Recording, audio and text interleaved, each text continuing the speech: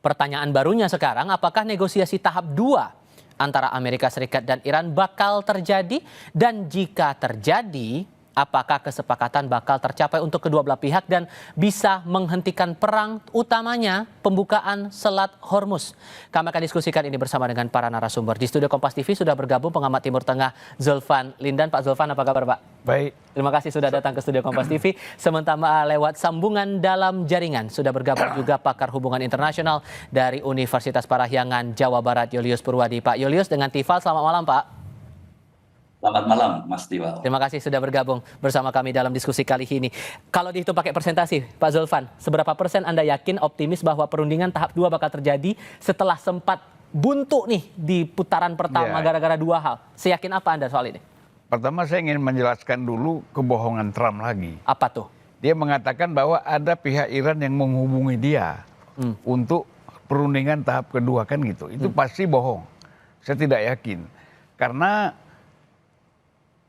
masalah luar negeri di Iran bukan ditentukan oleh presiden atau eksekutif. Tapi Rahbar, yang dipanggil Rahbar itu Ayatollah, yang sekarang dijabat oleh Mujtaba Khamenei.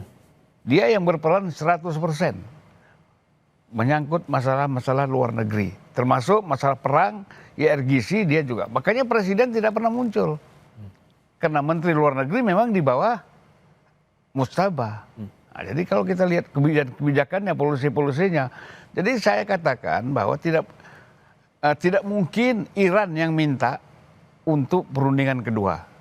Itu nggak mungkin. Ini kan bluffnya Amerika, Trump kan dari dulu begitu, ya kan? Nah, karena apa? Iran tahu betul bahwa ini kebohongan-kebohongan akan terjadi. Tanggal 22 Februari lagi berunding, tahu-tahu menyerang Khamenei, meninggal, ya kan? Kemudian perundingan ini juga apa yang terjadi? Yaitu Israel bombardir Lebanon habis-habisan. Ini Iran nggak mau. Iran bukan hanya perdamaian dengan dia, tapi dengan Israel dan kawasan harus aman. Tapi kan perundingan sedang berjalan, kemudian Israel bombardir Lebanon di selatan, itu sampai 1 juta orang lebih mengungsi. Nah, Iran pasti minta, ada jaminan itu enggak? Bukan hanya kita aja nih, ada jaminan enggak? Kalau nggak ada jaminan nggak usah.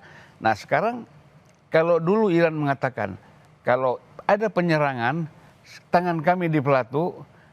Nah, sekarang peluru itu lebih dekat lagi ditembakkan ke Israel. Sehingga kalau kembali ke pertanyaan saya, seberapa yakin bahwa ini perundingan jilid 2 ini bakal terjadi sementara Mujtaba Khamenei sampai saat ini belum mengeluarkan statement apapun? Belum mengeluarkan apa-apa. Jadi berapa yakin? Itu hanya Amerika sendiri, hanya Trump yang mengatakan kan. Nah, jadi dan kemudian Trump sendiri bingung. Ini di mana kita tempatnya? Di Eropa, di Uni Eropa kah? Atau di negara mana? Dia bilang dia nggak yakin dengan Pakistan. Padahal Pakistan itu kan kita tahu betul boneka Amerika. Si Perdana Menteri sekarang ini naik kan karena menjatuhkan Imran Khan. Kemudian dia naik, dia memang boneka Amerika. Yang dukung dia jadi Perdana Menteri kan Amerika. Iran juga berpikir. Ya kan? Jadi Iran menghormati mau datang ke Pakistan itu faktor tetangga aja. Oke. Faktor tetangga, menghormati tetangga, iyalah. Tapi kan kita lihat besoknya kemana si Perdana Menteri Pakistan itu datang. Datang ke Saudi Arabia. Ketemu dengan MBS. Buat kesepakatan. Kalau MBS diserang atau Pakistan diserang, kita bersama-sama ikut menyerang. Siapa yang akan menyerang Saudi dan Pakistan? Udah pasti dianggap Iran kan. Bagaimana Iran mau bicara, mau percaya? Oke. Kalau keyakinan Anda, Pak Julius, juga sama seperti apa disampaikan Pak Zulfan ini, bahwa kemungkinannya bisa jadi kecil karena sampai sekarang Mujtaba Khamenei juga belum menyampaikan statement apapun, pemimpin tertinggi Iran sampai dengan detik ini, soal kemungkinan jilid kedua perundingan itu. Ya, kalau pandangan saya, Iran akan melihat 1%, Mas Tifan. Jadi kemungkinan itu 1% untuk perundingan tahap kedua. Sementara dari perspektif Amerika Serikat 99%. Jangan khawatir, pada perundingan pertama sebetulnya posisinya kurang lebih sama. Bahwa sangat kecil kemungkinan Iran mau berunding. Tapi pada waktu itu kan ada lobby Pakistan melalui lobby China melalui Pakistan untuk meyakinkan Iran Dan yang 1% bisa berubah jadi 100%. Nah, kenapa saya bilang 1%? Tentu saja menunggu sampai besok hari gitu, atau lusa. Tentu saja dari delegasi Iran ketika perundingan gagal, dia masih menyampaikan ada ruang untuk diplomasi yang terbuka. Lebih dari itu, resiko untuk berperang jauh lebih besar ya. Opsi yang lain selain perundingan kan berperang. Dan berperang biayanya lebih besar secara ekonomi, secara politik. Kita harus berhitung juga nyawa yang nanti akan jatuh di kedua belah pihak. Termasuk kehancuran infrastruktur sipil di Iran, jembatan, pusat tenaga listrik gitu ya. Itu kan sudah disampaikan oleh Trump. Jadi dalam hal ini 1% itu termasuk satu hal yang sangat signifikan. Tapi kita lihat besok ya Mas Tifah ya, Mas Sulvan ya. Moga-moga yang 1% bisa berubah gitu. Saja tergantung lobby-lobby detik-detik hari ini sampai Kita besok. harus aminkan. Karena dampaknya kan udah global sekali kan seperti ini. Cuman begini, Pak Julius, kalau Anda menangkap sejauh analisis Anda, nuansa kebatinan secara diplomatik antara dua belah pihak Iran dan AS ini dengan munculnya rencana buat negosiasi jilid 2 ini siapa yang paling butuh sebetulnya? Dua-duanya butuh ya. Dua-duanya butuh gitu. Yang pasti pertama kebutuhan Amerika Serikat terkait dengan Selat Hormuz. Itu satu ya, selain daripada soal pengayaan uranium. Sekarang kan bergeser ya dari pengembangan kapasitas membangun persenjataan nuklir gitu, tapi sudah dipersempit ke pengayaan uranium. Jadi pengayaan uranium pun kan nggak boleh gitu ya, tidak boleh gitu di berbagai macam level. Kalau kita lihat dulu kesepakatan tahun 2015 kan masih bisa ya, masih diizinkan kesepakatannya itu sejauh tidak untuk pengembangan senjata nuklir. Itu satu ya gitu, dan mungkin itu lebih sekalipun sulit ya, lebih mungkin dinegosiasikan daripada kalau kita bicara soal pembukaan Selat Hormuz nanti masa depannya seperti apa. Jadi dua isu ini akan menjadi sangat berat gitu ya. Tetapi kalau ditanya siapa yang butuh gitu, saya mungkin akan menyampaikan Amerika Serikat jauh lebih butuh gitu. Sekalipun hari ini sudah dilakukan blokade Selat Hormuz, tetapi Iran masih di atas angin, masih menguasai betul sepenuhnya Selat Hormuz. Jadi yang saya curigai kemarin ya Mas Ulfan, saya curiga bahwa perundingan memang gagal, tapi pada saat yang sama Amerika cukup waktu untuk mengirimkan kapal-kapal tempurnya, kira-kira sudah 12 sampai 15 kan sudah ada di sana, 10.000 personil juga sudah ada di sekitaran Teluk Oman gitu ya, dan Laut Arab gitu ya. Dan ini saya kira cukup amunisi Amerika Serikat untuk melakukan gertakannya gitu, termasuk memblokade tadi, tetapi belum bisa mengambil alih kontrol atas Selat Hormuz. Jadi di perundingan kedua, saya kira Iran tetap akan di atas angin dan Amerika punya kebutuhan yang lebih besar untuk itu. Pak Zulfan, yakin apa kalau kemudian Hormuz ini akan dibahas di perundingan tahap 2, sementara yang runding tahap pertama aja ya buntu seperti ini, malah sekarang saling blokade begitu. Bagi Iran, posisi Selat Hormuz strategis itu sudah diputuskan sejak Ali Khamenei belum meninggal. Kan? Dia mengatakan ini kekuatan kita. Katakanlah ini harta kita. Kekuatan kita yang paling penting itu adalah Selat Hormuz.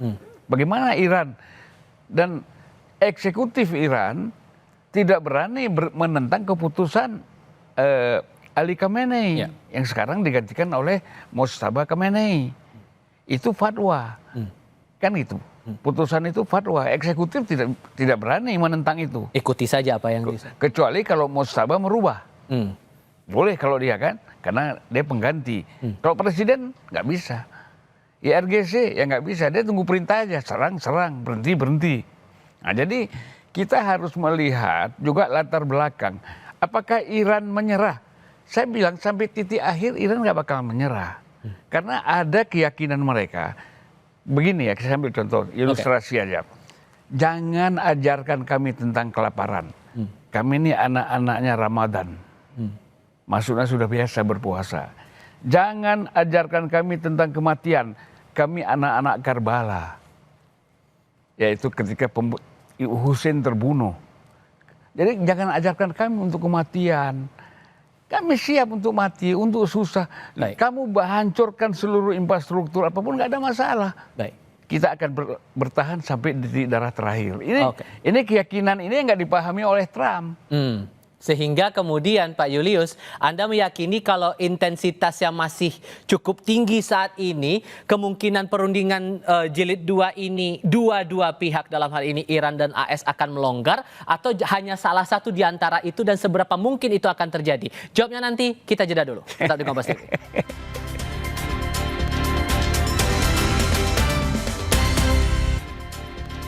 Mas Julius, saya terpikir begini, kalau melihat pernyataan Presiden Trump beberapa kali soal Selat Hormuz yang terkesan tidak konsisten, ada memilih untuk tidak memikirkan itu lagi, terus tiba-tiba berubah lagi, pasukan diarahkan untuk mendekat ke Selat Hormuz, kemudian blokade, tarik ulur semacam ini nih, posisinya akan bagaimana kalau di perundingan nanti menurut Anda?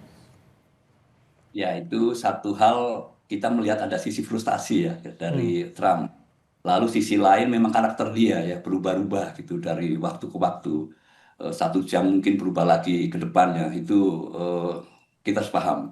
Tetapi sekalipun berubah-ubah gitu, setiap negara kan harus waspada ya terhadap ancaman. Ancaman bisa dieksekusi, ancaman bisa tidak dieksekusi karena berubah di waktu yang lain. Tapi belajar dari pengalaman yang sudah-sudah gitu.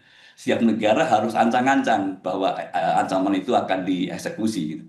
Apakah ini kemudian berpengaruh terhadap perundingan kalau itu terjadi? Ya, pasti akan berpengaruh gitu.